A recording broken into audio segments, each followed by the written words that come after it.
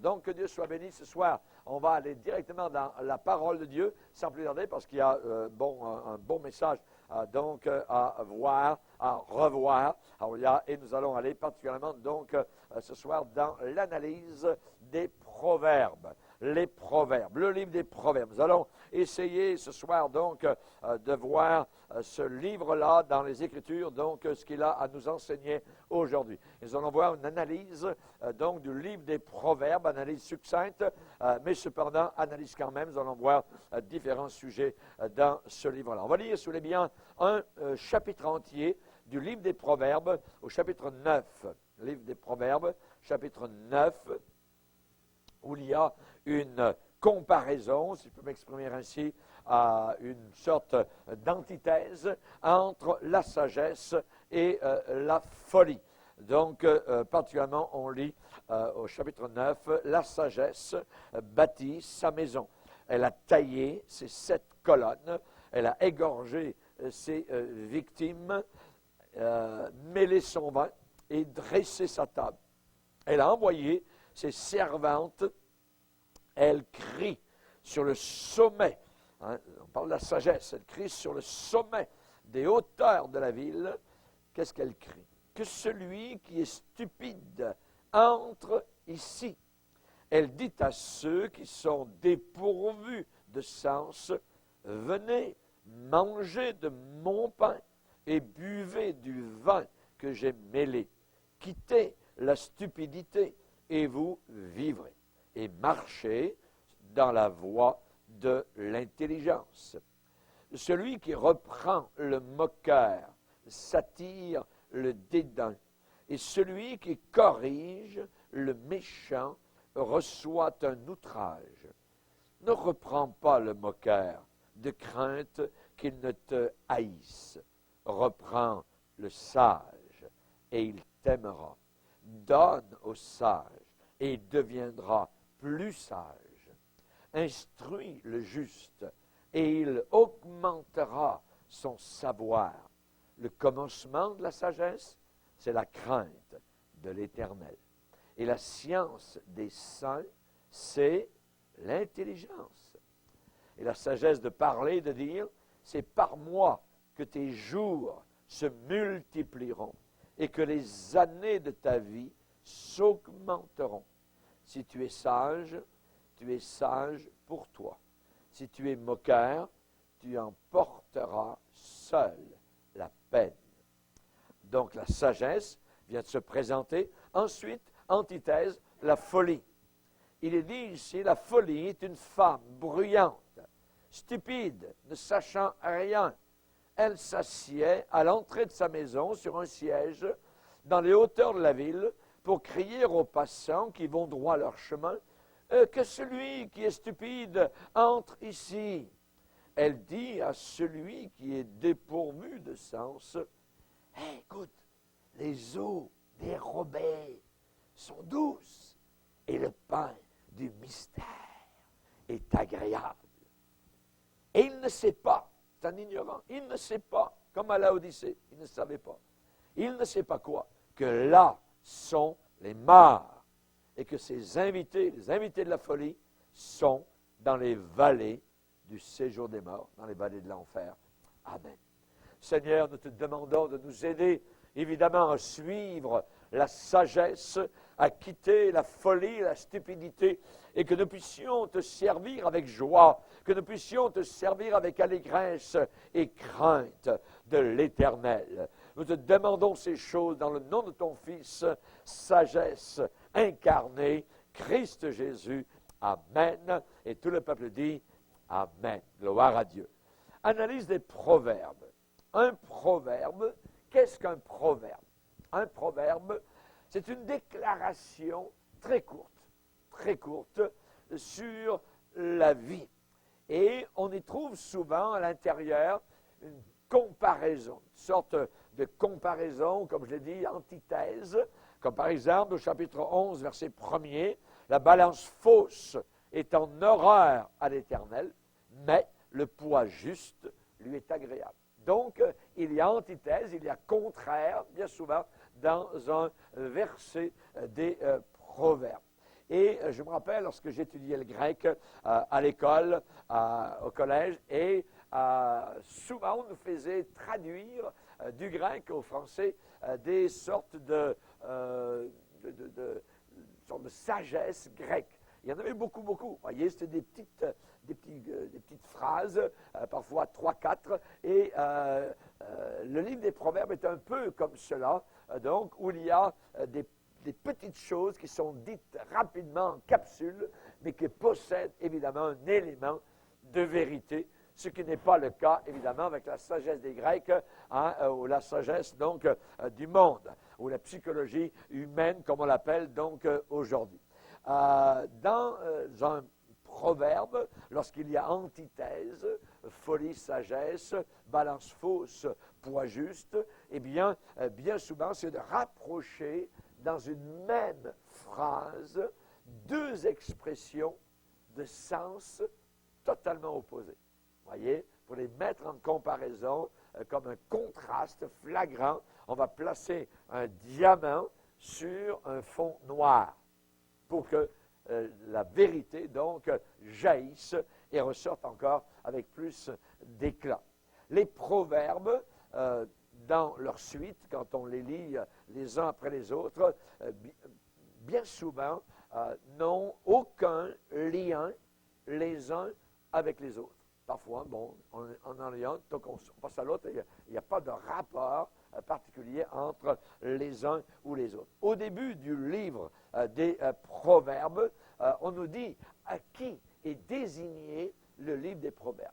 Eh bien, si vous voulez bien vous porter au premier chapitre, vous allez voir là à qui, donc, ce livre particulièrement est désigné. Il est désigné pour la jeunesse, les jeunes gens, les jeunes filles, voyez, désigné pour les jeunes sous une forme d'enseignement par une répétition de pensées pratiques, donc des choses à pratiquer dans la vie de tous les jours pour que ça colle à leur esprit.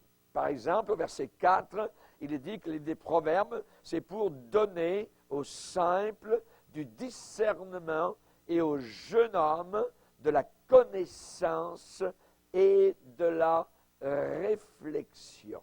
Ouais. Donc, ici, pour donner aux jeunes hommes deux choses. La connaissance, mais une fois que je connais, ce n'est pas suffisant de connaître. Il faut que je réfléchisse, voyez, que je mette en pratique et je regarde moi-même ma propre vie. Ça va me parler, ça peut me percuter, ça peut m'appeler donc à un niveau de spiritualité bien différent de celle que je vis actuellement. Et là, donc, c'est dessiné pour la jeunesse, pour donner aux jeunes hommes. Et les sujets sont très, très nombreux. Dans le livre des Proverbes, il y a 31 chapitres. Vous pouvez lire un chapitre par jour, dans un mois, par exemple. Vous voyez, 30. Est-ce qu'il y a 30 ou 31? Je ne me rappelle plus trop. C'est 31, hein, 31. Donc, les mois où il y a 30, vous êtes bon pour un chapitre, je dirais, de plus. Alors, particulièrement, donc, dans ce livre-là, les sujets sont nombreux. On parle de quoi? On parle de sagesse, évidemment. On parle de justice. On parle de crainte de Dieu. On parle de moralité, de pureté, de chasteté, de contrôle de son cœur. On parle d'honnêteté. On parle de confiance en Dieu. On parle de joie. On parle de dîme, l'argent. On parle d'usage approprié des richesses. Usage bien sain des richesses matérielles. Des sujets nombreux. On parle d'avoir de l'égard envers les gens pauvres. On parle de la paresse. On parle du contrôle de la langue. On parle du bon sens commun. On parle de la bonté envers nos ennemis. Voyez, on parle du choix que nous devons faire pour nos amis personnels. On parle de l'éducation des enfants. Imaginez tout, je dirais, le range, voyez, l'étalage, évidemment, donc, de tous les sujets que l'on peut avoir. Et ça concerne la vie de tous les jours, donc la vie de tous et chacun. Et le livre des Proverbes a déjà reçu comme titre, a déjà été intitulé « Le meilleur guide de tous les livres pour le succès du jeune homme ». Ça a été appelé comme cela. Voyez, donc le meilleur guide de tous les livres pour la réussite dans cette vie-ci. Et les enseignements de ce livre, donc, ne sont pas exprimés de la même façon que l'on peut lire, par exemple, le Pentateuque, la loi de Moïse, les 5 premiers livres de la Bible. Dans le livre de Moïse, les 5 premiers livres, les livres de Moïse, le leitmotiv qui revient régulièrement, c'est « Ainsi parle l'Éternel ». Dieu dit. Voyez, ça revient, c'est présenté sous cette forme. Mais ici, dans le livre des Proverbes, on a la même chose, d'une certaine manière. L'obéissance à Dieu, voyez, le commandement donc du Seigneur. Mais c'est enseigné par l'expérience de l'homme. Ce que l'homme vit, ce que l'homme a expérimenté, ce que l'homme peut donc vivre. Et ces choses-là expérimentées ont été testées, ont été éprouvées, ont été expérimentées dans les activités, toutes les activités dans lesquelles une personne sur la terre peut s'engager. Voyez? Donc, c'est la même chose que dans « Ainsi par l'Éternel » dans la loi de Moïse, mais dit d'une autre manière. Moïse disait quoi? Moïse disait « Ces choses que je vous dis sont les commandements du Seigneur. » Moïse parlait comme cela. Voyez? Les choses que je vous enseigne sont les commandements du Seigneur. Maintenant, Salomon, ou les auteurs du livre des Proverbes, disent ici, les choses que Dieu a commandées sont prouvées par l'expérience, ce qui est le meilleur. C'est prouvé par l'expérience vécue de l'homme. Donc, ce qui est enseigné, ce sont les commandements de Dieu. Mais ce sont des choses dans le livre des Proverbes qui ont été vécues, qui ont été expérimentées et qui sont testées comme étant véritables. C'est vrai que l'essence de la sagesse, c'est dans l'obéissance à ces commandements. Tout est là. L'obéissance, c'est le kérigma, c'est le noyau, voyez, le noyau dur de ce livre, l'obéissance au commandement du Seigneur. Et si j'obéis, qu'est-ce qui va m'arriver? La paix, et je vais être heureux. Je désobéis, je perds ma paix, et je suis bien souvent malheureux. Lisez avec moi ce que Moïse disait. Regardez. Dans Deutéronome, chapitre 4. Deutéronome, chapitre 4, verset 40. Et observe ces lois et ces commandements que je te prescris aujourd'hui, afin que tu sois heureux, toi et tes enfants après toi, et que tu prolonges désormais tes jours dans le pays que l'Éternel ton Dieu te donne, afin que tu sois heureux. Obéis et tu seras heureux. Regardez chapitre 5, verset 16. 16. Honore ton père et ta mère, comme l'Éternel ton Dieu te l'a ordonné, afin que tes jours se prolongent et que tu sois heureux dans le pays que l'Éternel ton Dieu te donne. Un peu plus loin, au verset 29, Dieu de dire, « Oh, s'ils avaient toujours ce même cœur pour me craindre et pour observer, ça veut dire pour obéir, hein, pour observer tous mes commandements, afin qu'ils fussent heureux à jamais, eux et leurs enfants. » Heureux. Notez le mot heureux. Verset 33. 33, la partie B.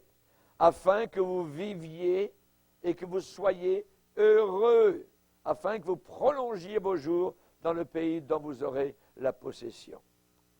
Chapitre 6, verset 3. On parle ici des commandements de Dieu. Tu les écouteras donc, Israël, tu auras soin de les mettre en pratique, afin que tu sois heureux. Verset 18. Tu feras ce qui est droit, ce qui est bien aux yeux de l'Éternel, afin que tu sois heureux. Verset 24. Craindre l'Éternel notre Dieu, afin que nous fussions toujours heureux. Imaginez, ça revient souvent, voyez. Donc, on voit évidemment que Dieu veut que nous soyons heureux. Amen. Dieu ne veut pas que nous soyons malheureux. Il veut que nous obéissions et par le fait même, nous aurons la paix et nous serons donc heureux selon le bonheur de Dieu. Pas le bonheur des hommes, le bonheur qui vient donc du Seigneur.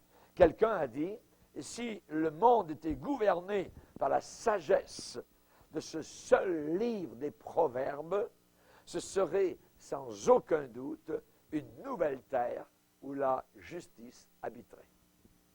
Si les gens vivaient selon le livre des Proverbes, voyez, les principes donc inscrits là à l'intérieur. Alors, ce que nous allons voir premièrement, c'est la sagesse. Parce qu'évidemment, tout ce livre des Proverbes nous parle de sagesse. Sagesse, si j'ai la sagesse, si je possède la sagesse, quelle est la conséquence? Oui, je serai heureux, mais je serai aussi solide et ferme.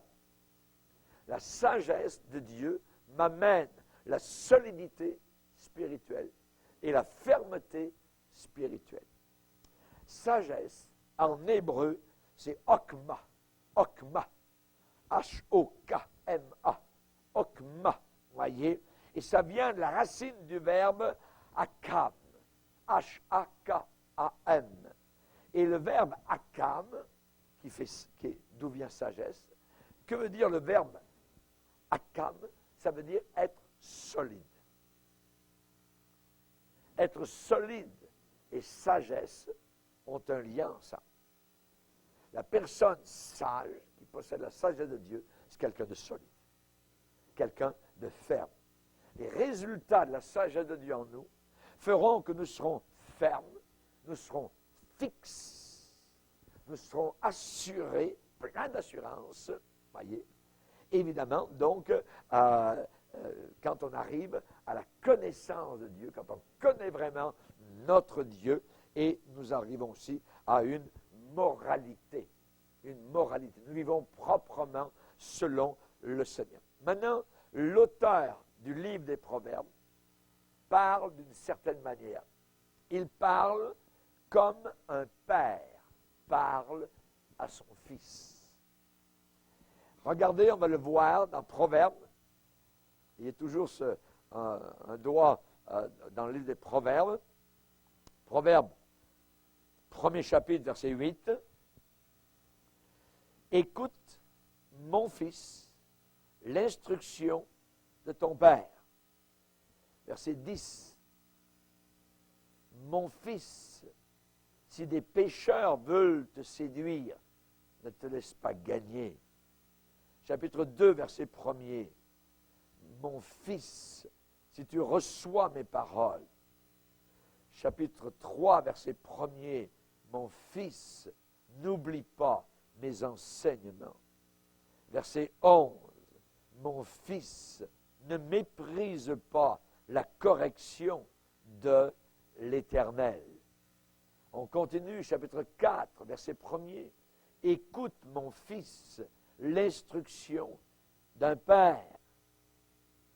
Verset 10. Écoute, mon fils, et reçois mes paroles, et les années de ta vie se multiplieront. Verset 20.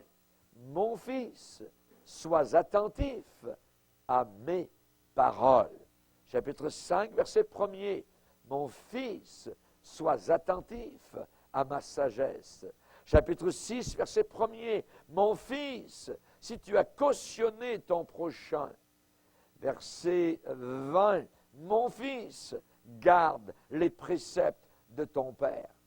Donc, on voit que régulièrement, c'est comme un père qui parle à son fils et qui veut l'instruire, qui veut lui donner de bons conseils pour lui éviter le malheur, pour lui éviter la tristesse, pour lui éviter ce manque de paix. Donc, on voit que ce père, l'auteur des Proverbes, parle comme un père qui veut instruire, qui veut communiquer donc à son fils le fruit, je dirais, de l'expérience des générations passées. Ce que les générations passées ont récolté comme expérience, maintenant il veut l'offrir donc à son enfant. Merci Seigneur. Donc, il veut, par le livre des Proverbes, stimuler sa réflexion personnelle. Réfléchis, mon fils. Réfléchis, ma fille. Voyez? Réfléchis. Donc, on voit que l'auteur des Proverbes veut que son fils comprenne quoi? Le langage de la raison. Le langage de ce qui est raisonnable et non pas la folie. Le contraire, voyez. Il veut que son fils puisse discerner son chemin au travers, je dirais, des dédales, des difficultés de la vie, la jungle de la vie ici-bas sur cette terre. Il peut trouver son chemin s'il réfléchit, s'il écoute la sagesse divine. Voyez. Donc, on voit qu'il y a différentes routes qui vont se présenter à ce jeune homme, à cette personne. Et là, il y en a une seule qu'il doit suivre. Et là, la réflexion, donc, doit primer. Et on voit particulièrement, donc, que l'auteur des Proverbes s'adresse non seulement à son fils, mais il s'adresse aussi à une autre catégorie de personnes qu'il appelle les simples. Les simples. Regardez le Proverbe, premier chapitre, verset 4. Proverbe de Salomon, fils de David, roi d'Israël, pour connaître la sagesse, pour comprendre les paroles, pour recevoir des leçons. Voyez, verset 4, pour donner aux simples du discernement. Pour donner aux simples, aux gens simples, du discernement. Les simples, c'est qui? Les simples sont des gens qui n'ont pas d'expérience. Qui n'ont pas d'expérience. Ce sont des gens sans expérience. Généralement des adolescents, des jeunes. Des gens qui sont prêts à croire, je dirais, un peu n'importe qui et n'importe quand. Ils ont un cœur ouvert, mais ils sont ouverts à tout. C'est le problème. Voyez, et il ne faut pas avoir un cœur ouvert à tout. Donc, ils s'adressent aux simples. Par exemple, pour leur donner quoi? Leur donner du discernement. Discerner. Voyez, savoir, trouver qui est vrai, qui est faux. Est-ce que je m'en vais vers ce chemin qui va me conduire vers le malheur ou non? Ou je vais refuser, même si ça paraît beau. Voyez. Donc, les livres des Proverbes est très important dans ce sens-là. Et aussi, donc, le livre des Proverbes s'adresse aux jeunes gens, nous l'avons vu, aux simples, mais aussi aux gens avisés. Ceux qui déjà ont une sagesse. Aux sages. Regardez, verset 5. Que le sage écoute et il augmentera son savoir. On peut toujours augmenter notre savoir. Amen. C'est merveilleux. Donc, on peut s'enrichir. On peut s'enrichir, on peut augmenter notre pécule, je dirais, non pas financier, je dirais notre compte en banque sur la terre, notre compte en banque céleste, notre compte de sagesse. On peut l'augmenter. Que le sage écoute et il augmentera son savoir. Celui qui est intelligent acquérera de l'habileté pour saisir, pour comprendre. Ah, je comprends. Pour saisir le sens d'un proverbe ou d'une énigme. Vous voyez, quelque chose qui semble incompréhensible. Donc, on voit que la sagesse de Dieu, elle est comme quoi? Eh bien, elle est comme une lumière, comme un rayon de soleil qui se divise en un prisme, voyez, avec différentes couleurs variées. Oui. La sagesse de Dieu est infiniment donc variée. Pour connaître, pour comprendre, pour recevoir, pour donner aux simples, ainsi de suite. Donc, on voit que cette sagesse divine, elle est instruction. J'ai besoin d'être instruit. Instruis-moi, Seigneur. Je veux venir à toi comme un enfant. Voyez, prends-moi par la main, conduis-moi, Seigneur. La sagesse de Dieu, elle est instruction acquise. Comment est-elle acquise?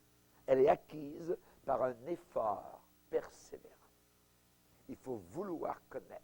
Il faut chercher, il faut sonder les Écritures, il faut chercher à comprendre, voyez, comme une mine, voyez, vous allez trouver des filons, je dirais, d'or au travers de cette parole. Auparavant, ça paraît une mine, ça paraît une montagne, je dirais, il n'y a rien, vide, désert, mais restez au pied de la montagne, avec, je dirais, la pioche, voyez, avec le marteau de travail pour étudier, pour sonder, pour connaître, pour contourner, pour suer, voyez, véritablement. Et vous allez découvrir, voyez, vous allez découvrir ce que vous ne connaissiez pas auparavant. Elle est instruction acquise par un effort persévérant. Regardez les verbes qui reviennent. Proverbe, premier chapitre, versets 2, 3, 4. C'est pourquoi les proverbes? Un, pour connaître la sagesse et l'instruction. 2, pour comprendre, voyez, les paroles de l'intelligence, comme le bonhomme grec qui un jour dans sa baignoire a dit Eureka, j'ai trouvé. Voyez, nous aussi on peut trouver. On peut trouver dans la baignoire du livre des Proverbes, alors il y a des choses merveilleuses, des choses glorieuses. Connaître la sagesse, comprendre les paroles de l'intelligence, recevoir des leçons de bon sens. Sommes-nous prêts à recevoir des leçons? Voyez? Oui, Seigneur, instruis-moi. Des leçons de justice, d'équité, de droiture. Et aussi, pourquoi le livre des Proverbes? Pour donner. C'est un cadeau, voyez, gratuit, pour donner aux simples le discernement, au jeune homme la connaissance, la réflexion, et aux sages aussi, celui qui est déjà sage, eh bien, il pourra ainsi augmenter son savoir. Amen. Gloire au Seigneur. Donc, on voit évidemment que cela se passe par instruction. La sagesse de Dieu est instruction et évidemment, elle est par persuasion verbale. C'est-à-dire, elle parle pour nous persuader, pour nous convaincre. Et on peut trouver parfois les mêmes versets dans les Proverbes, à différents endroits, exactement les mêmes. Pourquoi il y a 2 endroits? Le Seigneur le sait. J'ai besoin, dans ma lecture, de peut-être revoir ce verset-là. Et il est inscrit à d'autres endroits, ainsi de suite. Voyez, vous avez dans le livre des psaumes aussi des psaumes identiques. Voyez, le psaume 14, voyez, et le psaume qu'on retrouve, on l'a vu dans le 50e, mais c'est exactement le même psaume. Pourquoi? Parce qu'il est important. Petit psaume, mais très important. Voyez, donc, et là, c'est la même chose par persuasion verbale. Et aussi, comment est-ce qu'on peut être instruit? Eh bien, par répréhension. La Bible me reprend. Elle m'instruit, elle me donne des leçons, voyez, et elle fait appel à quoi? Elle fait appel à ma conscience et aussi à la raison, Donc, les proverbes, instruction et correction. Et qu'est-ce que ça amène? L'instruction et la correction. Ça amène la discipline dans ma vie. Et nous sommes supposément des disciples du Seigneur. Donc, si je suis instruit, si j'augmente mon instruction, je vais être un meilleur disciple. Alléluia. Je vais être un meilleur serviteur du Seigneur. Pour savoir, évidemment, se garder des influences de l'extérieur, des mauvaises influences du dehors, voyez, et des tendances mauvaises qui sont dans nos cœurs, à nous. Donc, les proverbes, tout m'instruisent. Très bien, par exemple, de dire pendant les 3 prochains mois, je vais lire chaque jour un chapitre du livre des Proverbes. Oui, un chapitre par jour. Donc, au bout d'un mois, vous l'aurez lu une fois. Vous revenez ensuite, vous relisez une 2e fois. Vous le saurez un petit peu mieux. Et ensuite, le 3e mois, une 3e fois, vous relisez. Voyez, ce livre-là. Et il y a des choses qui vont entrer en vous. Il y a des choses qui vont vous percuter. L'Esprit de Dieu parle au travers, évidemment, de la parole qu'il a lui-même inspirée. Donc, la sagesse est donc instruction et correction pour amener la discipline. La discipline que j'écoute comme écoute des disciples. Des disciples. Voyez, sagesse. La sagesse, elle est aussi intelligence. Elle est aussi compréhension, comprendre. Il leur ouvre l'esprit afin qu'ils comprennent les Écritures. Il leur a donné sa sagesse. Voyez? Donc, la sagesse, elle est aussi entendement. Donc, capable de saisir les rapports entre les choses, comprendre, je dirais, comment distinguer, faire la différence entre le bien et le mal. Voyez? Et la sagesse, elle est aussi non seulement instruction, non seulement intelligence, non seulement compréhension, non seulement entendement, elle est aussi prudence. La prudence. Voyez? La folie n'a aucune prudence. Fonce vers la falaise, tombe dans l'abîme. Voyez? Donc, il faut être prudent. On va lire, si vous voulez bien, 2 passages qui nous parlent de prudence. Matthieu, chapitre 7. Matthieu, chapitre 7. Jésus va dire au verset 24, « C'est pourquoi quiconque entend ces paroles que je dis et les met en pratique sera semblable à un homme prudent, prudence, qui a bâti sa maison sur le roc. Vous connaissez la suite, évidemment, de l'histoire. Donc, un homme prudent. Regardez Matthieu 25. Matthieu 25. Ici, il est dit au verset 45, 24, excusez-moi, 24.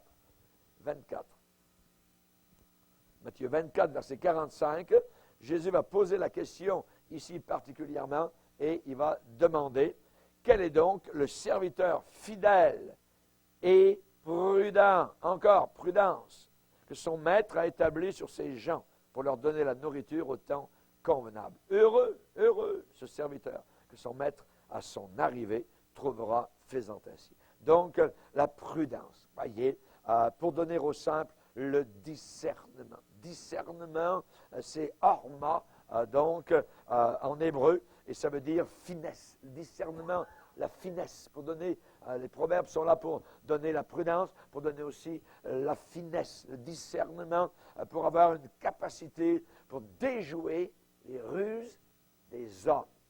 Les ruses des hommes. Aussi, la sagesse, eh bien, elle est non seulement tout cela, tout ce que je viens de dire, mais elle est aussi savoir. Il faut savoir. Il faut que mon peuple périt faute de savoir, faute de connaissance. Hein? Alors, au verset 5, premier chapitre, que le sage écoute et il augmentera quoi? Son savoir. Sera plus. Il connaîtra plus. Celui qui est intelligent acquérera de l'habileté. Il va devenir habile. Voyez. Donc, la sagesse, elle est aussi connaissance de la vérité de Dieu. Chapitre 2, verset 5. Alors tu comprendras la crainte de Dieu, alors tu trouveras la connaissance de Dieu. Chapitre 3, verset 6. Reconnais-le dans toutes tes voies et il aplanira tes sentiers. Il aplanira tes sentiers. Amen. Gloire au Seigneur. Alors attention à ceux qui haïssent la sagesse. Voyez? Ceux qui n'aiment pas la sagesse de Dieu, ceux qui haïssent la sagesse de Dieu, qu'est-ce que ces gens-là aiment? Ils haïssent quelque chose et ils aiment autre chose. Voulez-vous le savoir? Lisez avec moi Proverbe, chapitre 8, verset 36. Proverbe 8, verset 36. Proverbe 8, verset 36. Mais celui qui pêche contre moi nuit à son âme. Tous ceux qui me haïssent aiment la mort. Aimer la mort? Moi, j'aime pas la mort. C'est mon ennemi. Mais elle été vaincu à la croix. Amen. Gloire au Seigneur. Maintenant, ceux qui aiment la mort haïssent la sagesse de Dieu. Ils haïssent la sagesse de Dieu. Un exemple, les musulmans, les fous de Dieu, armés jusqu'aux dents, de mitraillettes, de ceci, de grenades, tout ça. Un jour, ils sont arrivés dans une maison de chrétiens en Irak et ils ont dit, sortez de là, on prend votre maison. Vous aimez la vie, les chrétiens, nous aimons la mort. Ils ont dit qu'ils aimaient la mort. Témoignage, que ces musulmans ont déclaré. En réalité, ils haïssent la sagesse de Dieu. Ils ne connaissent même pas la sagesse de Dieu. Voyez? Donc, tous ceux qui me haïssent aiment la mort. C'est abominable. Comment ça peut se faire? C'est ça. La Bible, c'est la vérité. Voyez? On apprend des choses dans le livre des Proverbes. La sagesse n'est pas science de Dieu, je dirais uniquement pour la connaître. Pas seulement ça. Si je connaissais, voyez, tous les mystères de Dieu, mais je ne sais pas comment les appliquer, les mettre en pratique dans ma propre vie, ça ne servirait absolument à rien. C'est une cymbale retentissante. Donc, on voit qu'il ne faut pas uniquement, je dirais, connaître cette science de Dieu, cette connaissance de Dieu, cette sagesse de Dieu. Il faut avoir l'art de profiter de ces connaissances-là et de savoir les appliquer. Les appliquer, c'est la pratique qui est importante. Vous êtes heureux pourvu que vous mettiez ces choses en pratique. Voyez, vous êtes heureux pour vous que vous les mettiez en pratique. Hein. Regardez dans Luc chapitre 8, il y a des gens un jour qui sont venus interrompre la prédication de Jésus et ils ont dit Jésus, arrête de prêcher, là, on aimerait te dire quelque chose. Hein. Luc chapitre 8, verset 19. La mère et les frères de Jésus vinrent le trouver, mais ils ne purent l'aborder à cause de la foule. Alors, on lui a dit, il y a des gens qui ont dit qu'ils étaient plus proches de Jésus, qui ont dit, Jésus, ta mère et tes frères sont dehors et ils désirent te voir. Mais Jésus répondit, ma mère et mes frères, ce sont ceux qui écoutent la parole de Dieu et qui la mettent en pratique. Amen. Alléluia. Voilà. Amen. Hein, il y a les véritables frères et mères de Jésus, ceux qui écoutent la parole de Dieu et qui la mettent en pratique. Donc, connaître un paquet de sagesse, le livre des Proverbes, c'est merveilleux, mais il faut avoir l'art de mettre ces choses en pratique, de les appliquer à notre vie de tous les jours. Et là, le livre des Proverbes, c'est une sagesse toute pratique. Voyez, toute pratique. Mettez en pratique la parole de Dieu et ne vous bornez pas à l'écouter. Voyez, ne vous bornez pas à l'écouter. Donc, pourquoi? Eh bien, parce qu'il y a, au travers de cette connaissance, cette sagesse, il doit y avoir de la réflexion. De la réflexion.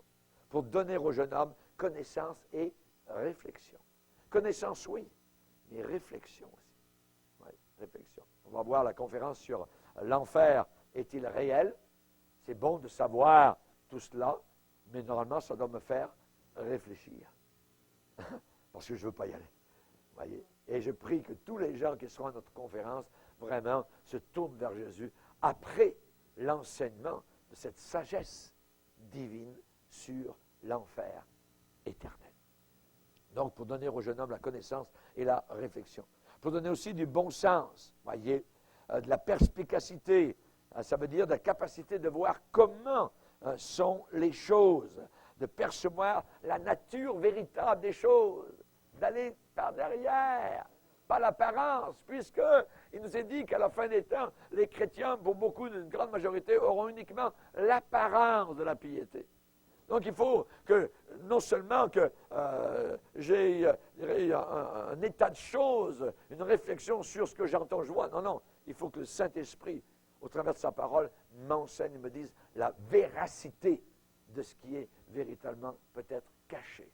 Alors, le Seigneur est capable de me donner tout cela, pour recevoir des leçons de bon sens, de justice, d'équité, pour donner au jeune homme la connaissance et la réflexion. Donc, de l'adresse, de l'habileté, pour savoir se conduire dans la vie, savoir se comporter, hein, que le sage écoute et il augmentera son savoir. Alors, les proverbes touchent quel domaine de notre vie, de notre existence? Le livre des proverbes touche à tout. Voyez, on peut dire que le livre des proverbes, c'est touche à tout. Voyez, à la vie de tous les jours, la vie individuelle, la vie familiale, la vie sociale, la vie économique, la vie politique. Le livre des Proverbes touche à tout cela. Le livre des Proverbes parle des relations enfants-parents. Le livre des Proverbes parle des relations hommes-femmes, patrons-employés, entre les bons, les méchants, les riches, les pauvres. Le livre des Proverbes aborde toutes ces catégories de situations ou de personnes. Voyez. Par exemple, on sait que le Seigneur dit qu'à la fin des temps, les enfants seront rebelles à leurs parents. Et le livre des Proverbes donne beaucoup d'indications pour savoir justement comment les parents doivent se comporter et comment les enfants doivent se comporter. Et on a cela dans la Bible. La sagesse donc donne la capacité de juger ce qui est juste et d'avoir une bonne attitude envers les possessions matérielles, envers l'argent. Honore l'Éternel avec tes biens. Au chapitre 3, on nous parle de travail. On va vers la fourmi, paresseux. Voyez, la tendance de l'homme souvent est la paresse. Alors va vers la fourmi, regarde un petit peu la fourmi. Donc tout cela est dans ce livre des Proverbes au chapitre 6, vis-à-vis des voisins aussi. Proverbe chapitre 3, comment se comporter avec les voisins? Hein? Est-ce que je dois me mêler de mon voisin, ainsi de suite? Voyez, tout cela, eh bien, on nous en parle.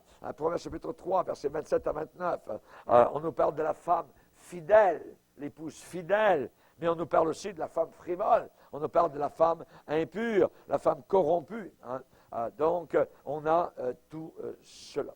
Maintenant, ce qu'on peut dire particulièrement, c'est la personnification de la sagesse. Elle se trouve dans Proverbe chapitre 8. Regardez, Proverbe chapitre 8,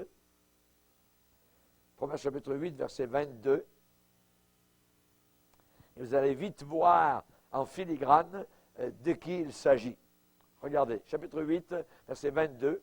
L'Éternel m'a créé. En réalité, ce n'est pas créé, c'est possédé. Vous voyez, les témoins de Jéhovah, donc, s'en donnent à cœur joie en disant, eh bien, Jésus-Christ a été créé. Non, hein, il a été engendré et il est dit ici, c'est lui dont on parle comme étant sagesse incarnée. L'Éternel m'a possédé. Hein, dans l'original hébreu, c'est ça que ça veut dire, la première de ses œuvres. Avant ses œuvres les plus anciennes, j'ai été établi depuis l'éternité. Dès le commencement, avant l'origine de la terre, je fus enfanté quand il n'y avait point d'abîme, point de source chargée d'eau, avant que les montagnes fussent affermies, avant que les collines existassent, je fus enfanté. Il n'avait encore fait ni la terre, ni les campagnes, ni le premier atome de la poussière du monde. Lorsqu'il disposa les cieux, j'étais là. Au commencement était la parole était avec Dieu, et la parole était Dieu. Lorsqu'il disposa les cieux, j'étais là. Lorsqu'il traça un cercle à la surface de l'abîme. Pendant des siècles, les gens ont cru que le monde était une assiette plate, et arrivé au bout de l'assiette, ils allaient tomber dans le vide. S'ils avaient lu la Bible, ils auraient su que la terre était ronde. Regardez, lorsqu'il traça un cercle, planétaire, un cercle, sur la surface de l'abîme, lorsqu'il fixa les nuages en haut, et que les sources de l'abîme jaillirent avec force, lorsqu'il donna une limite à la mer, pour que les eaux n'en franchissent pas les bords, lorsqu'il posa les fondements de la terre, j'étais à l'œuvre auprès de lui, et je faisais tous les jours ses délices, me réjouissant sans cesse en sa présence, me réjouissant sur le globe de sa terre, et trouvant mon bonheur parmi les fils de l'homme. Amen. Donc, évidemment, la personnification de la sagesse, c'est évidemment, vous l'avez vu, vous l'avez reconnu, c'est Jésus-Christ. Jésus a été fait pour nous sagesse. Amen. Sagesse, gloire à Dieu. La sagesse est un attribut de Dieu. La sagesse est liée à Dieu de toute éternité. Dieu ne peut pas avoir été non sage. Dieu a toujours été sage. Dieu a toujours été parfait. Dieu n'a jamais changé. Au travers des siècles, il n'y a pas de changement. Dieu ne s'est jamais amélioré. Il y a des gens qui ont inventé, qui ont trouvé cela, certains théologiens aujourd'hui, fanfarons, Dieu s'améliore. Jamais, jamais, jamais. C'est une hérésie. Dieu ne s'améliore jamais. Dieu ne devient pas meilleur, voyez. Il ne devient pas pire. Dieu est parfait et il restera toujours parfait. Il a toujours été parfait et il sera toujours parfait pour toute l'éternité à venir. Merci Seigneur. Amen. Gloire au Seigneur. Donc, la crainte de Dieu, c'est une attitude, puisque c'est le commencement de la sagesse. On nous le lit plusieurs fois dans les Proverbes. Hein? Le commencement de la sagesse, c'est la crainte de Dieu. Pour commencer à être sage, il faut craindre Dieu. Avoir le respect de Dieu. Une attitude de respect envers le Seigneur. Voyez, c'est le commencement de toute sagesse. C'est le principe, hein, c'est le moteur de toute sagesse. C'est l'ingrédient absolu pour être sage. Proverbe 1, verset 7, la crainte de Dieu est le commencement de la sagesse. Les insensés méprisent la sagesse et l'instruction. Les insensés, les fous, les folles méprisent la sagesse et l'instruction. Ici, nous avons, dans ce passage, dans Proverbe chapitre 8, du verset 22 à 31, nous avons là la préfiguration du Fils de Dieu. La préfiguration du Fils de Dieu. L'Éternel m'a possédé la première de ses œuvres. J'ai été établi depuis l'éternité. Ça ne vous rappelle pas quelque chose? Dans la prophétie de Michée, et toi, Bethléem, ce n'est certes pas la plus petite d'entre les villes de Juda, car de toi sortira pour moi celui dont l'origine remonte au temps de l'éternité. Amen. Alléluia. Gloire au Seigneur. Jésus n'a jamais eu aucun commencement. Que Dieu soit béni. Alléluia. Gloire. Maintenant, pourquoi être sage?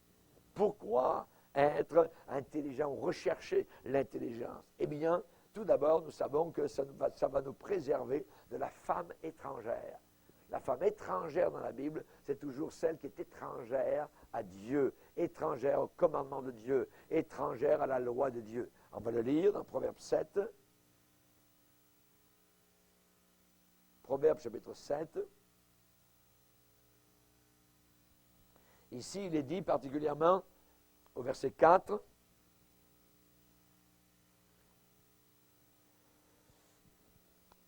J'étais à la fenêtre de ma maison et je regardais à travers mon treillis.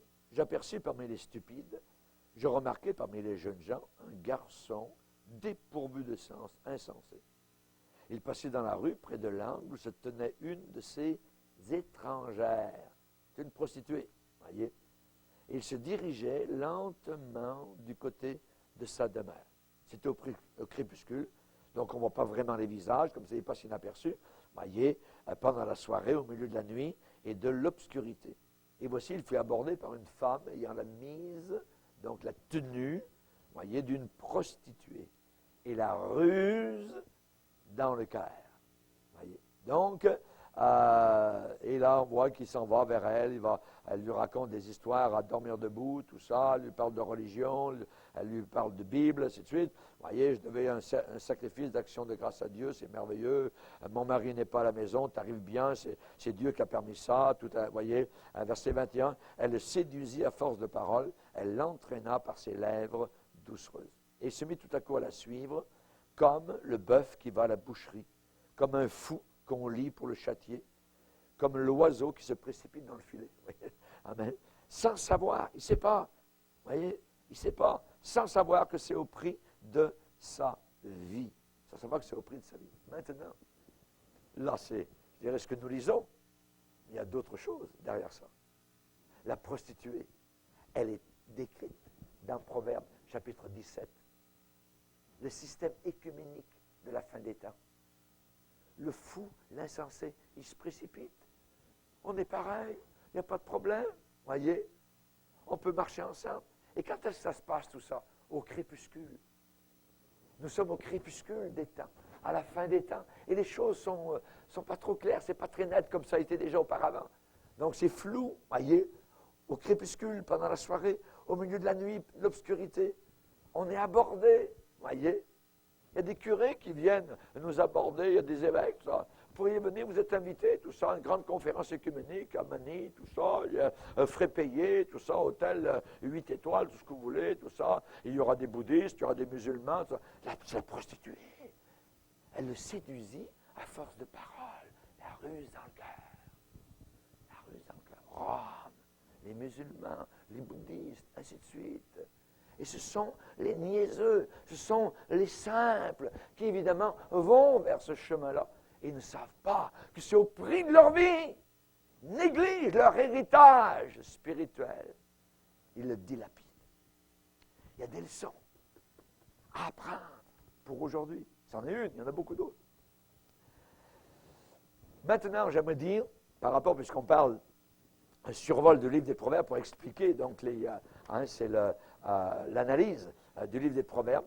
En Israël, il y avait un groupe, du temps de David particulièrement, qui était mis à part en Israël. On les appelait les sages. Les sages. Ces gens-là réfléchissaient aux applications de la foi dans la vie courante. Ils réfléchissaient. C'était des sages. À la cour de David, particulièrement, il y avait ce qu'on appelle un comité, un conseil permanent de sages, au pluriel. Regardez, 1 Chronique 27, 1 Chronique chapitre 27, verset 32.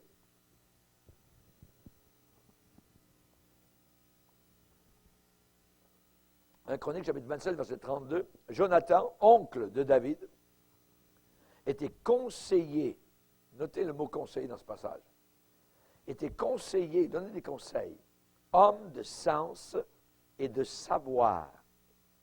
Jéiel, fils de Hakmoni, était auprès des fils du roi.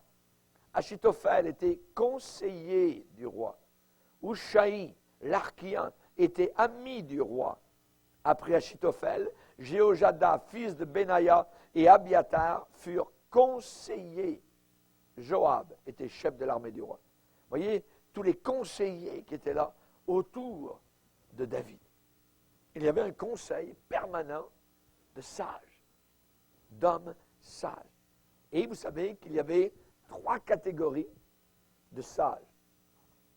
Il y avait les sacrificateurs, il y avait les prophètes, et il y avait les sages, ce qu'on appelle véritablement les sages. Pour les sacrificateurs, l'application de la loi de Moïse, contenue dans le Pentateuque, les 5 premiers livres de la Bible, donc c'est eux qui supervisaient l'application donc de la Torah. L'application de la loi de Moïse, des 5 premiers livres de la Bible. Plus tard, dans les années plus tard, les siècles plus tard, ils ont été appelés les scribes. Les scribes, qui sont venus du temps de Jésus, les scribes et les pharisiens, rappelez-vous, sont ceux qui écrivaient, voyez, de scripto.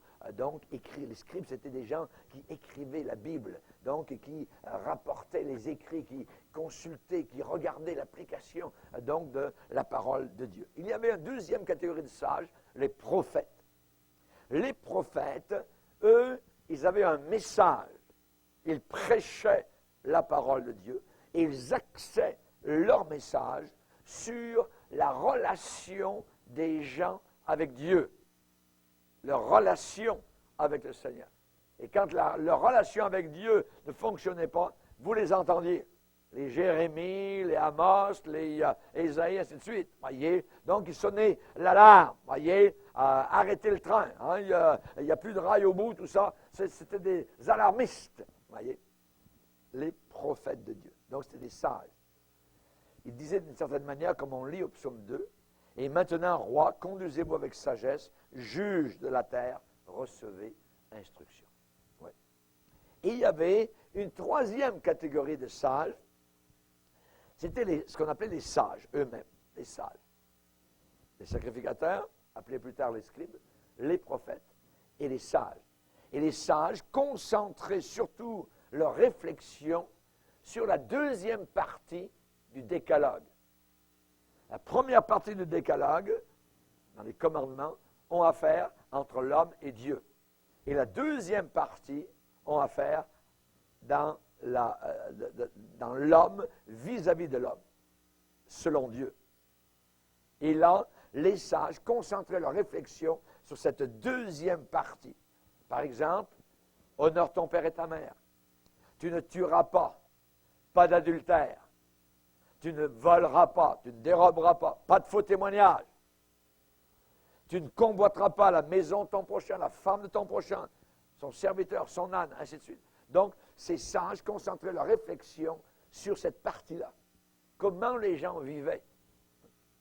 Et devant tout problème moral, social ou politique, le sacrificateur ou le scribe, c'est la même chose, disait, d'une certaine manière, que dit la loi. Le scribe ramenait les gens à ce que Dieu avait demandé. Ça, c'était les sacrificateurs. Le prophète, lorsqu'il y avait un problème moral, social ou politique, le prophète cherchait une parole de Dieu pour son temps. Une parole de Dieu, un message de Dieu, une prédication de Dieu pour son époque. Ouais, ça, c'était le prophète. Et le sage, lui, quand il y avait un problème moral, politique ou social, le sage posait la question, est-ce que c'est sagesse ou est-ce que c'est folie? Oui. Donc, ces 3 catégories de personnes voyaient les problèmes posés, les questions posées sous un angle différent. Et la conjugaison de tout cela, le rassemblement de ces 3 voies convergentes apportait une réponse conforme à la volonté de Dieu. Quand, par exemple, dans un temps terrible où la moralité était montée à l'échafaud, où on coupait littéralement donc Madame Moralité, et il y en avait un qui s'était levé, qui vraiment parlait, eh bien, c'était Jérémie, et on a dit certaines choses à Jérémie. Et les trois catégories de ces personnes-là se sont mis contre, puisqu'ils étaient apostats à ce moment-là, se sont mis contre l'homme de Dieu. On va le lire dans Jérémie 18, 18. Jérémie 18, 18. Jérémie 18, 18, vous allez voir ces trois catégories donc de sages. Ils ont dit, venez, complotons contre Jérémie, car la loi ne périra pas faute de sacrificateur, on a là une catégorie, ni le conseil faute de sage, deuxième catégorie, ni la parole faute de prophète, la troisième catégorie. Nous les avons là tous les trois, toutes les trois catégories. Venez, tuons-le avec la langue, ne prenons pas garde à tous ces discours. Oui. Donc ici, nous avons une conjugaison donc, de ces trois catégories de sages qui étaient devenus fous, puisqu'ils sont opposés, les trois catégories sont opposées à Jérémie.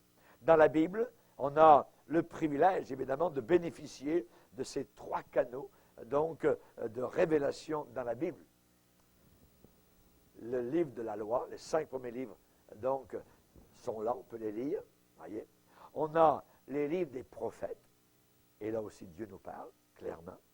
Et on a les livres des sages, les livres de ce qu'on appelle dans la Bible, livre de la sagesse. Job, Ecclésiaste, Proverbes, Cantique des Cantiques et les psaumes, qui forment donc cette troisième catégorie. On n'a pas les hommes, je dirais, dans la Bible en tant que tels, mais la Bible elle-même nous apporte ces trois canaux de sagesse, voyez, qui existaient du temps de David, ou du temps donc de Jérémie. Et ces trois parties de la Bible, de la parole de Dieu, se complètent merveilleusement pour s'adresser à l'homme dans son entier, à son intelligence, à sa sensibilité et à sa volonté, pour agir, mettre en pratique. Job, voyez, c'est un livre de la sagesse. L'Ecclésiaste, c'est un livre de la sagesse, voyez. Et Job et Ecclésiaste posent des questions sur les voies de Dieu. Job ne comprend rien aux voies du Seigneur, voyez. Et le but de la vie. Et là, on a des réponses dans ces livres-là, dans l'Ecclésiaste et dans le livre de Job. Proverbes, le livre des Proverbes, eh bien là, nous apporte des affirmations qui viennent de l'expérience vécue de tous les jours, depuis des siècles et des siècles, jusqu'au jour où ça a été écrit, et nous pouvons les lire encore aujourd'hui, et cette sagesse n'a pas changé, et même si le monde a changé, la sagesse de Dieu n'a pas changé. Amen, gloire au Seigneur. On se rappelle la sagesse de Salomon, Dieu l'avait pourvu, donc d'une très grande intelligence. L'Éternel donna la sagesse à Salomon telle que promis. Dieu lui avait promis et Dieu le lui a accordé. Et on sait que la recherche de la sagesse dans le monde antique était très recherchée. Même les païens, voyez, il y avait des sages en Égypte. En Égypte, il y avait des sages, voyez. Et dans Ésaïe 19, il est dit, les princes de Tsoan, c'est une partie de l'Égypte, les princes de l'Égypte sont insensés. Les sages conseillers de Pharaon forment un conseil stupide. Où sont-ils donc tes sages? Voyez, c'est écrit dans Ésaïe 19. C'est-à-dire les sages païens, eh bien, n'arrivaient pas à la hauteur de la sagesse, évidemment, de Salomon, la sagesse d'Israël, la sagesse du peuple de Dieu. Voyez, dans Jérémie 49, verset 7, n'y a-t-il plus de sagesse dans Théman? La prudence a-t-elle disparu chez les hommes intelligents? Et aujourd'hui, on pourrait dire la même chose. Quand vous avez des mariages homosexuels, on pourrait dire la même question. N'y a-t-il plus de sagesse dans notre monde? La prudence a-t-elle disparu chez les hommes intelligents? C'est la folie totale, c'est ça. Ça n'a aucun sens, voyez. Et évidemment, on sait que quand la reine de Séba est venue voir Salomon, elle était ébahie devant les questions. Elle est arrivée avec des questions difficiles, vous voyez. Et Salomon a répondu donc à toutes les questions difficiles que la reine de Séba pouvait lui poser. Et elle a dit, on ne m'en avait pas dit la moitié quand j'étais dans mon pays. Amen. Donc on voit évidemment qu'il était rempli d'une très grande sagesse qui ne venait pas de lui, mais qui venait évidemment du Seigneur. Mais cette sagesse est consignée dans les Écritures. On peut la lire tous les jours. Voyez, on peut devenir donc sage. Merci Seigneur. Maintenant, nous allons terminer par juste quelques regards sur les auteurs des Proverbes. Qui a écrit le livre des Proverbes? Eh bien, il n'y a pas un seul auteur dans le livre des Proverbes. On sait que Salomon a écrit beaucoup donc, de Proverbes, mais il y a aussi Agur. Voyez, Agur est un homme qui n'est pas connu de l'histoire. On n'a pas grand-chose sur lui. Regardez, on va le voir dans Proverbe 25. Proverbe 25. Proverbe 25, verset 1er, où là il est dit, voici encore des proverbes de Salomon, recueillis par les gens d'Ézéchias, roi de Juda. Donc on voit que là, sont beaucoup de proverbes qui ont été écrits par Salomon. Regardez au chapitre 30, verset 1er. 30, verset 1er. Parole d'Agur, fils de Jaqué, ou Yaqué, sentence prononcée par cet homme pour Ithiel et pour Ucal. Voyez? Donc, Agur, c'est lui qui a dit, lui, il était vraiment contre l'évangile de prospérité, puisqu'il dit au verset 7, Seigneur, je te demande deux choses, ne me les refuse pas avant que je meure, éloigne de moi la fausseté, la parole mensongère, et ne me donne ni pauvreté, ni richesse. Accorde-moi le pain qui m'est nécessaire. Amen, de peur que dans l'abondance, je te renie et ne dise qui est l'Éternel, ou que dans la pauvreté, je ne dérobe et ne m'attaque au nom de mon Dieu. Voilà quelque chose de très équilibré, de très sage. Et les gens, de façon générale, c'est-bas sur terre, les plus heureux sont ceux qui ne sont pas très riches et qui ne sont pas très pauvres. Vous voyez, qui se tiennent dans le milieu, et là, évidemment. Donc, on voit cela, cette sagesse, elle est là. Donc, elle est consignée par Agur, qui est un des auteurs du livre des Proverbes. Il y a aussi un autre, Lemuel, chapitre 31. Chapitre 31, verset 1er. Parole du roi Lemuel, sentence par lesquelles sa mère l'instruisit. Lemuel. Voyez, donc c'est aussi un autre qui a écrit, et il y a aussi des hommes sages. Alors, aujourd'hui, pour terminer, le livre des Proverbes pour aujourd'hui, eh bien, on sait que Salomon, dans l'Ecclésiaste, a dit il n'y a rien de nouveau sous le soleil. Donc, s'il n'y a rien de nouveau sous le soleil, donc c'est comme avant. Voyez, et ça sera encore comme ça a déjà été. Donc, moi, je peux marcher selon la sagesse de Dieu en faisant attention, donc en obéissant à la parole du Seigneur. Et les problèmes de l'homme du 21e siècle sont les mêmes que ceux des contemporains, donc, de ce grand roi Salomon. La sagesse, donc, est enseignée par les proverbes, équipe l'homme en entier, vous voyez, pour que nous soyons capables d'affronter les problèmes qui arrivent sur notre route. Voyez, les problèmes n'ont pas fini d'arriver sur notre route. Il y en a encore d'autres qui se préparent, ainsi de suite. Voyez, on a passé pas mal, mais il y en a encore d'autres. Et on a besoin donc de la sagesse qui nous est donnée dans les Écritures et spécialement dans le livre des Proverbes. Quelqu'un demandait un conseil un jour à un pasteur sur l'éducation de sa fille. Sur l'éducation de sa fille. Réponse, le pasteur a dit, premièrement, deux conseils. Un, que votre fille possède bien le livre des psaumes pour la sainteté de son cœur, pour la pureté de son cœur, qu'elle possède bien, qu'elle connaisse bien le livre des psaumes. Deuxième conseil pour votre fille, qu'elle soit instruite dans le livre des proverbes de Salomon pour avoir une vie pieuse. Proverbes, psaumes. Je trouve ça très bien. Très bon conseil. Voyez, il y a beaucoup de chrétiens qui ont l'habitude de lire quelques proverbes chaque jour. Et si on lit le matin, la journée nous arrive avec toutes sortes de situations inattendues qu'on n'avait pas prévues, voyez, et ça donne, ce qu'on a lu sur les proverbes, généralement nous donne une réponse aux situations les plus imprévisibles, donc qui peuvent nous arriver dans notre vie de tous les jours. Dieu nous parle de façon très concrète, donc par ces proverbes, par ces maximes, donc consignées. La plume, c'est la plume de Salomon, la plume de Lemuel, vous voyez, la plume de Agur. Mais les paroles sont les paroles de Dieu. De Dieu. Amen. Toute l'Écriture est inspirée de Dieu. Amen. Et utile pour enseigner, corriger, convaincre. Proverbe 3, confie-toi en l'Éternel de tout ton cœur, ne t'appuie pas sur ta sagesse, reconnais-le dans toutes tes voies et il va aplanir tes sentiers. Amen. Gloire au Seigneur. Père, nous voulons te bénir et te remercier pour l'étude de ta sainte parole. Merci d'avoir consigné dans la Bible ce livre merveilleux appelé les Proverbes. Aide-nous à le consulter, aide-nous à nous y arrêter, aide-nous à sonder, à chercher, à étudier, à comparer. Aide-nous, s'il te plaît, Seigneur, afin que nous comprenions et que nous évitions les pièges de ces derniers jours. Nous te le demandons au nom de ton Fils Jésus. Amen. Et tout le peuple dit Amen. Gloire